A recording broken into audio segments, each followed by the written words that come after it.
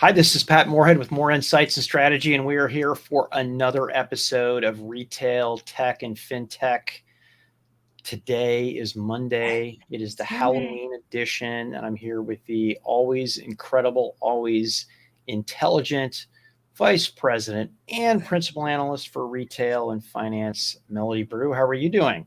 Doing great. Happy Halloween. You didn't Happy even know this. Halloween, yes. When I had kids, which I don't have young kids anymore, but now I just pretty much lock the doors and turn off the lights and put on my security cameras. So You, bah humbug. you've become one of those. Yeah. Meanwhile, I've got the house decorated. I've got big 5-foot spiders climbing up the walls and bats everywhere and hats hanging from the ceiling. And it's a whole thing over here. We're going to have about 20 kids here tonight. That is so fun. And you know what? We used to do that. I mean, I did that for 22 years. I mean, I was pushing a newborn baby in a carriage down the road and kind of pretending beforehand. But no, we had some great years, some funny costumes, and the good thing is, we try to focus on the kids, and I never got to wearing a fun costume. It was just but I got to tell you, the great thing is do-overs if we have grandkids Yep. are a possibility. Yep. That's the fun stuff, right? Yeah. So what have you been up to? I mean, I've seen, you getting on flights. I mean, what's been going on? It's been busy, Pat. I know you're always busy, but I feel like, I was talking with some friends about this, that this just seems to be a really busy time of year. There's a lot of conferences at the time where a lot of other industries are really kind of slowing down and they're taking some time off. Everybody right now seems to be, there's conferences. Many 2020 was happening. There was a Snowflake Data Cloud, Yeah. big conference that actually happened to be in Austin, which was great because it was just, in my backyard, basically. All the stuff going on with F1 just was, it's been a busy time, and there's so much coming up in November too, for like, we'll talk about, what's coming up. But yeah, so you got to experience some of the F1 excitement and go see all the cool tech behind that. And Yes. so And cool. I want to jump in and just show all the fancy stuff we're going to be talking about today. We're going to talk a little bit about F1 and technology, a little bit, Dell and AMD, Lenovo, Microsoft, Snowflake, Data Cloud, and holiday retail preview, and which is the acronym of the week, which is SBTs, not to be confused with SDT, which is wonderful. So why You're don't gonna we like just this one. dive into Formula One? You and I both attended different elements of it, and Mhm. so tell me, what did you see? I think it's so interesting what, all of the technology behind all of these cars now. And I think the regulation that Formula One has put into the spending caps on these cars has made it so important for the car makers, whether it's McLaren. I happened to go and check out the McLaren car, and so cool. Or Mercedes or whatever. They're capped on what they can spend to make their car, superior, kind of level that playing field.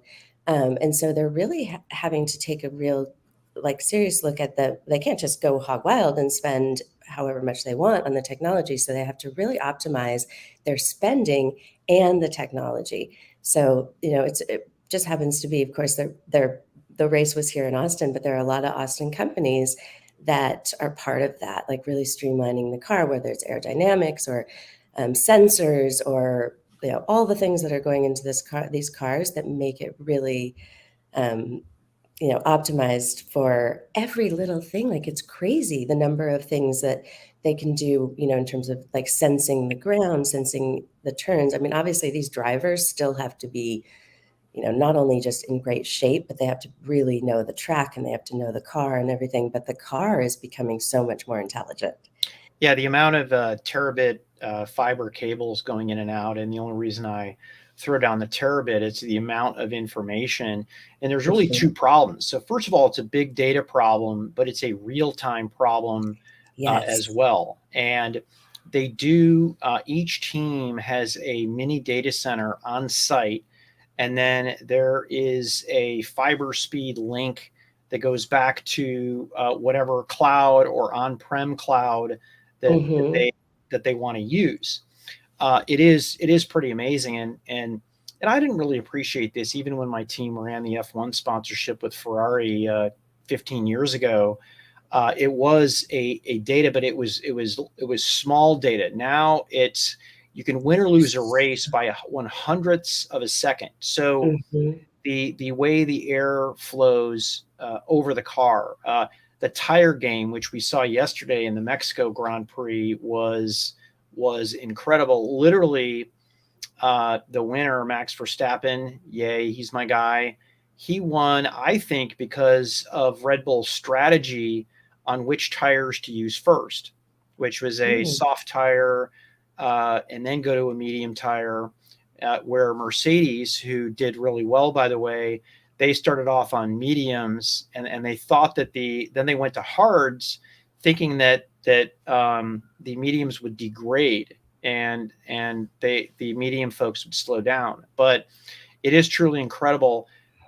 They also don't they don't gas up during pit stops, so you have to put the minimum amount of gasoline in Yeah. there to limit weight, and you have to have at the end of the race an identifiable portion that you can measure of gas that is out there. And the problem is doubly compounded because you now have assist engines that are electric, right? That are high torque Mm-hmm. to give you extra speed, but also as they move, I hope they never move off of combustion, but they're moving to more of an electric type of Yeah. profile. So it is super impressive, and I want to put a shout out to both Qualcomm and Lenovo. I have two very generous customers who invited me to the paddock for all 3 days. I mean, I bumped into some incredible partners of ours. I mean, not only Lenovo CEO Cristiano Amon, but Lenovo CEO YY, HPE CEO, AMD CEO, Marvell CEO. I mean, it was crazy, and Yeah. I ran into my great friend Brad Pitt Oh, too. yeah. I saw No, that. no, no, no. Actually, I I You and didn't Brad actually were meet hanging. him. I saw a picture of that. That was good. Didn't yeah. And gosh, Luminar CEO Austin Russell, the youngest self-made billionaire out there. His company does lidar. So I appreciate them, and I appreciate Cadence inviting you there. I also got some invitations from Dell to take place, but they weren't at the race, and I was out of town up until practice one. So Right a before. big Yeah. big shout out to all these tech clients. So you also had some thoughts on Viva and workforce SaaS, and I'm super interested to see kind of how this ties in with F1 and retail tech or fintech, or maybe it doesn't. I It doesn't mean, really tie into F1, but I did get a really good demo of Microsoft Viva and what they're doing, and just kind of these people platforms. I think it's just a really, with hybrid work, it's becoming such an important tool. We, like at my last company, we had somewhat of a distributed team, but with engineers in different places, and we relied on Slack, and like we thought that was really just the you know what you needed to communicate with teams. But now yeah, with such a remote workforce, and even that HR function that's not in the office and not having this face to face, there's so much more going into these people platforms. But the way that it ties into fintech actually is there's a lot of different payment solutions that are coming into play, like Dayforce, which is a Ceridian product. They're actually coming up with different ways to pay their employees. So especially with this economy, and with a lot of people leaving the workforce for more of this flexibility and gig economy kind of yeah, creator economy, whatever it is, people have that flexibility of payment. And in this economy now, where paycheck, a lot of people are living paycheck to paycheck, and waiting 2 weeks to get paid is no longer, a lot of people don't want to wait that long. It's not tenable for people. So these platforms, they kind of are, sort of crossing over a little bit into fintech in that they are payments platforms in order to, for payroll and all of that. And they're having to really catch up with a lot of these sort of fintech kind of solutions where people they want to be paid for their earned wages. And it may not be on that every 2 week schedule. So I'll be actually at Ceridian Insights in about a week. Yeah, about a week. Excellent. Yeah, I'm looking forward to that readout, and a very, very professional analyst relations gentleman who runs that. So, hey, let's move on to, this is partially fintech here, and it is the holidays in North America are coming up. What's in store? What are you seeing? So I think what we're seeing now is that there's going to be a really big cut in consumer spending this holiday season, and it's predicted to be like about $30 billion cut, as almost 60% of people are planning on cutting back on non-food items this holiday.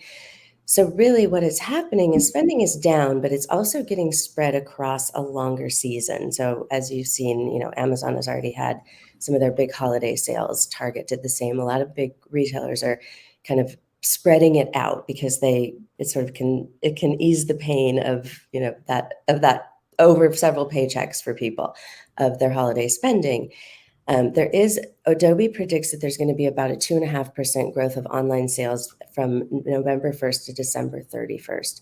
So that's really when you look at the numbers. So spending is down, but the online sale is going to increase. So this is where retailers are really going to have to compete for consumer spending. So it's all about personalization. It's all about customizing. It's all about like that experience for the customer. And this is where this is so important because their brand loyalty isn't as strong anymore when you're faced with, really big changes in the economy and what people what their budget is for the holiday. They're going to be less brand conscious, and they're going to be more experience conscious. And so we're seeing a lot of really neat tools and things. I think it's, somewhat part of a sign of the times, right? Like we're getting more AI and machine learning and things that will create these experiences for people. But Walmart has this really cool new tool. And, you kind of don't expect Walmart to be like a pioneer in something like this, but they have a new like try on, like your personal try on. So you can actually take a picture of yourself and try clothing on. And they do this with these sensors on the clothing that will, once you upload your image, the sensors on the clothing will actually fit to your body. So you can go online and try something on virtually. And it's not just an overlay of like what it looks like on my face and my body. It actually like conforms to your body type. So you can really see. And this started a little bit where, I think like J. Crew and Lululemon were doing things like this where you could see it in your size, but it's not on your actual body. So these kind of personalization tools, I think we're going to see more and more of as people are shopping online, but their budgets are down. So they may buy this dress because they know how it looks on them, and they may, pass up the Nike or the Lululemon and buy the Walmart version or brand because they know how it looks. They've got this tool. They've got, and then there's also add in all these chat bots to it where people are able to have a conversation with a live person to ask them about fit and what the fabric is and all of this. It's really a personalized experience that retailers are having to provide to consumers in order to get those to get that chunk of what they're willing to spend this season. So a little devil's advocate on this one is I think I've seen this before. In fact, Amazon just shut down this little device. It was a special device that would help you with this type of thing. I'm curious, what is it? The technology that has improved? Is it using the smartphone as opposed to some special device? Mm-hmm. Does that make a difference? I think there's a lot of things. I think that this has been tried before, and there was a security issue around it. Like, how do you encrypt these images? So like if I'm uploading an image of myself, in a swimsuit or something, I don't want that floating around online. Yeah. And so, basically the ability to kind of tokenize that image so that it's completely anonymous. Okay. I got you. Yeah, and nobody, I mean, quite frankly, to get the best fit, you probably have to get in your underwear Yeah. to make Mhm. it to have the best fit. Yeah, and so the security around being able to tokenize the image, anonymize the data, all of that, that I think has matured quite a bit. I also think it is a lot of the sensors. So the sensors that go onto the clothing that then uploaded with, just you can upload just a picture with your smartphone. The sensors are able to like fit to the body. And I think before there wasn't as much on the particular garment that could, kind of the tech was in the device and the photo, not necessarily in the garment. So Yeah. now these teeny tiny little sensors can actually pull the garment onto your body or My the image of gosh. your body. Oh, that is a big difference. Yeah. That is a big difference. And it seems like it's more than just physical size. It's also, there are some companies that are, I'm looking at the show notes, cheating a little bit. Yeah. It's also personality type. Yes. What's going on there? So this is so crazy. So there's this company basically is using AI to match people's faces with products. So apparently they were able to come up with all this data that if you have a certain, like, the shape of your face determines particular like personality traits. So if you have, your brows are set farther apart, you're more likely to be, pensive about this thing, and you may be more of a risk taker, and you may be, more motivated by this thing or whatever. And so they can actually predict what types of products you would like based on a selfie. Cool. So Cool. I haven't seen this, really in use yet, but it's I think a huge step in the, sort of not just beauty industry, but if you can predict their future habits based on the shape of their face, I mean, imagine what you can do. It's a little freaky, to be honest, but Well, and I'm just wondering, how could they know this much about me by looking at my face? Like Zara Stone, the writer of the information article, 21% neuroticism. Like, how?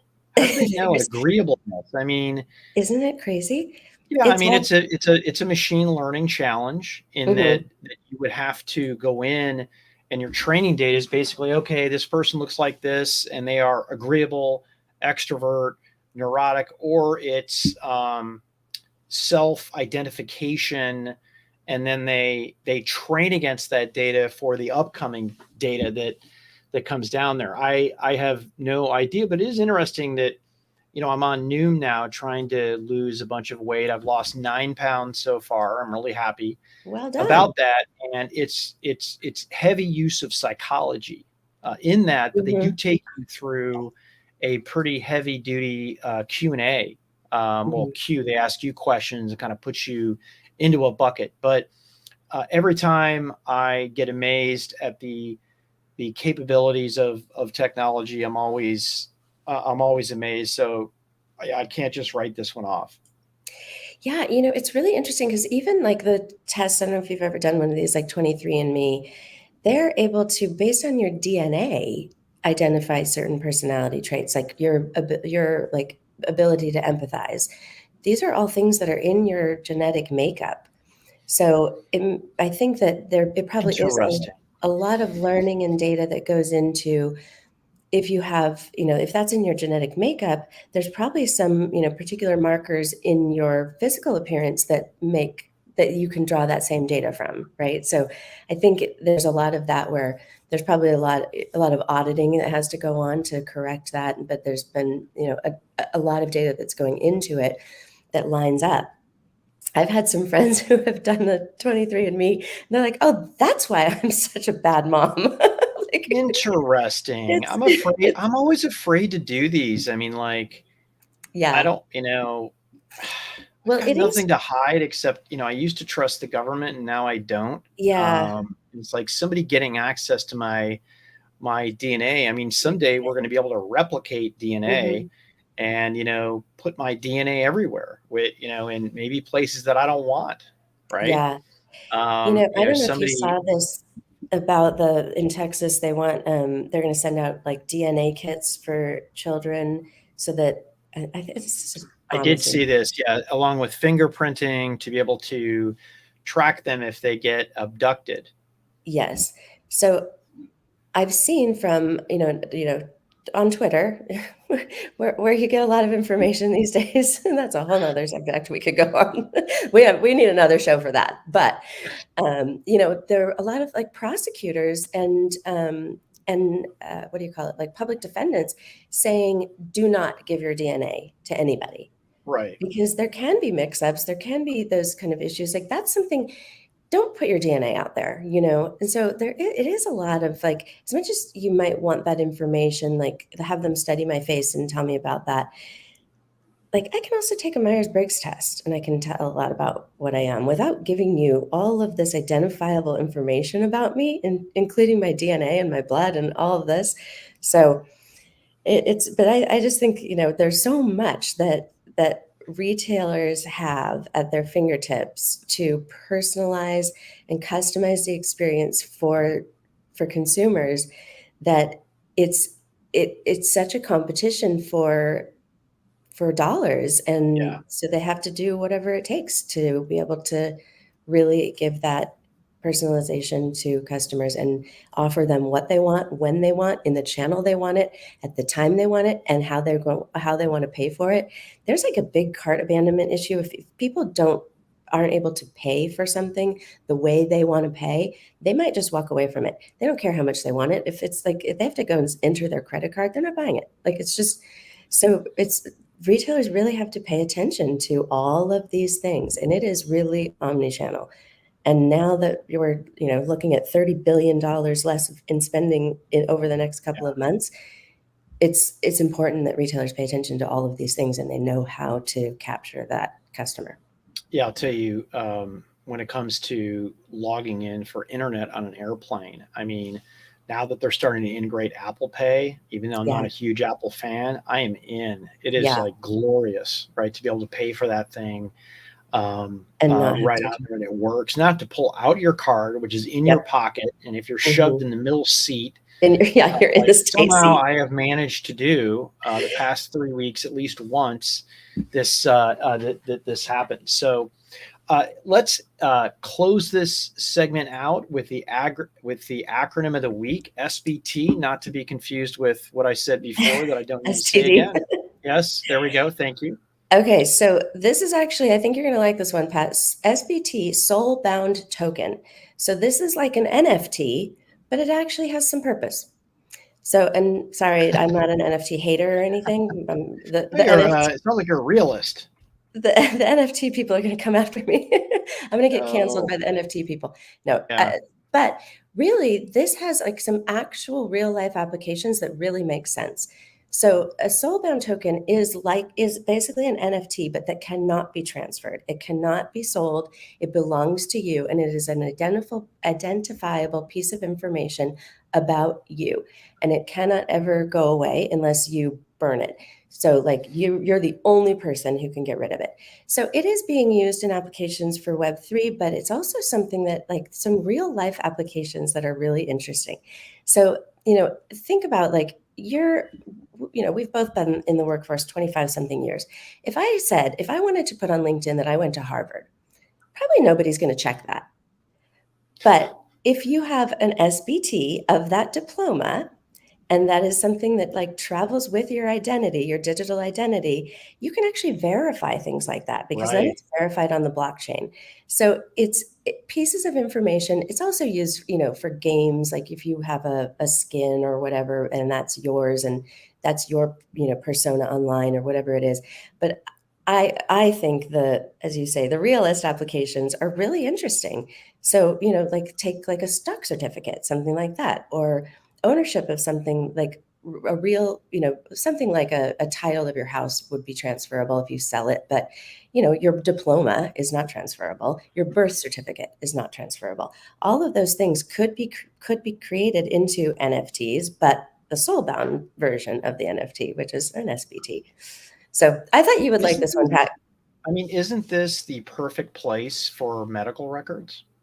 Absolutely. I mean, medical records, nobody else has birth my history. certificates. I can give them access to it though, right? Mm-hmm. Yep. Okay. You just I can't give them transfer access. Yeah. it. Mm-hmm. No, I get it. And this just seems like the personal, like really good way to do this. So no, that is a good one, and I do appreciate that one. So, and let's find a use for the blockchain beyond art. That would be nice, Yes, wouldn't it? beyond just, I don't know, creating a tweet, an NFT of somebody's tweet. Exactly.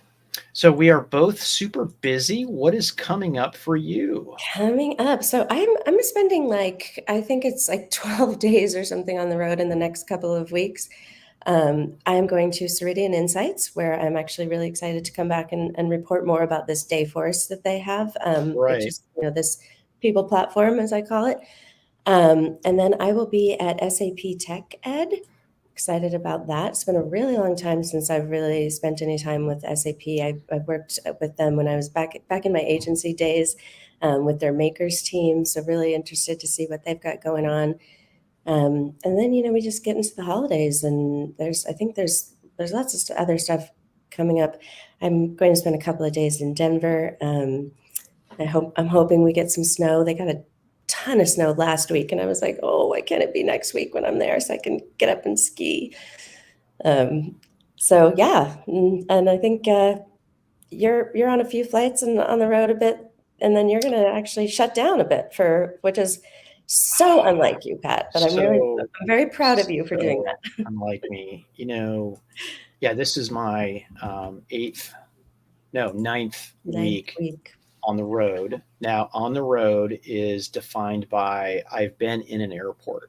Okay.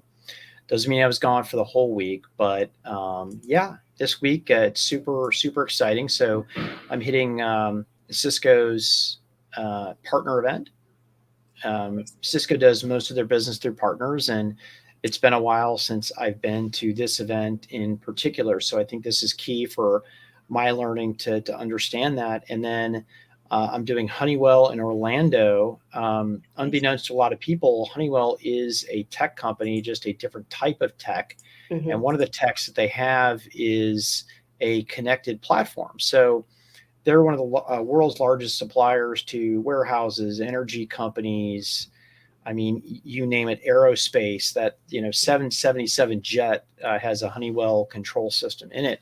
Yeah. And this one is particularly for their SaaS platform that enables you to manage buildings, manage warehouses from your smartphone. So, nice. They sell instruments, they sell the systems, and now they have a platform that they've had out for a couple of years. They hired a bunch of SAP and Oracle folks to come in and build this about 4 years ago. And in fact, I'm talking to the president of HCE today, just kind of getting pre-filled on all the great content coming in. I'm home for a week, and then I'm going to rough it the week of November 14th with Qualcomm in Maui. Someone has to do it from the team. Somebody had to take that one. Somebody's got to do it, Pat. I mean, somebody had to do it. It might as well be me. I'm gonna have to talk to Don McGuire about that. I need to get on that list. You really are. You're gonna have to ask him about the F1 thing, and you're gonna have to ask him about that. And then I'm off to AWS reInvent the week of the 28th. Nice. And there's no overlap between Qualcomm and AWS, so I'll be spending the whole week at AWS. And then some of my final work travel of the year, I'm going to be going to Lattice Avant announcement, Marvell Analyst Day, and then I'm going to spend the day with Luminar, a LiDAR company in Orlando, Florida. So Sacramento. Wow. I have 3 more big weeks of travel, and that's it. And then I'm off to Colorado to chill. And it's really, if I look at it, the only time that I really chill, because I'm kind of like Pete Rose. I manage the business, or I manage the team, and I'm an analyst myself. Yeah. So I'm busy and I like to be engaged, and it's hard for me to completely turn off. But that's about 10 days. I just completely turn it off. Nice. Well, you need it. Everybody needs a break like that. And yeah, I actually sat in on what was that Thursday, Cisco's pre-briefing for their partner summit. Some all under embargo, so I can't tell you anything. Yeah, shoot me the skinny. I was not able to make that, but anyways, it's really good stuff. Yeah, good stuff. So we are at time here, Mel. I want Yeah, to thank you for coming on, and again, my apologies for you know delaying or temporary. I think you had one or two in there too, but I was we are going to say back, baby. I had to take I have to take the blame for one of those. I don't remember why, but we things have just been busy. But here we Shared are. responsibility. No, this is good. So, and also to the audience, just want to thank you for tuning in to FinTech and Retail Tech Monday. This was your Halloween edition, and we are just so glad to have you here. Hit that subscribe button if you feel like it, if you're not already a subscriber. And Mel and I spend way too much time on Twitter. If you want to send us direct feedback there, I am at Patrick Moorhead, and Mel is at Melody Brew. Hit us up. Thank you so much. Have a good Thanks. morning, afternoon, evening, wherever you are on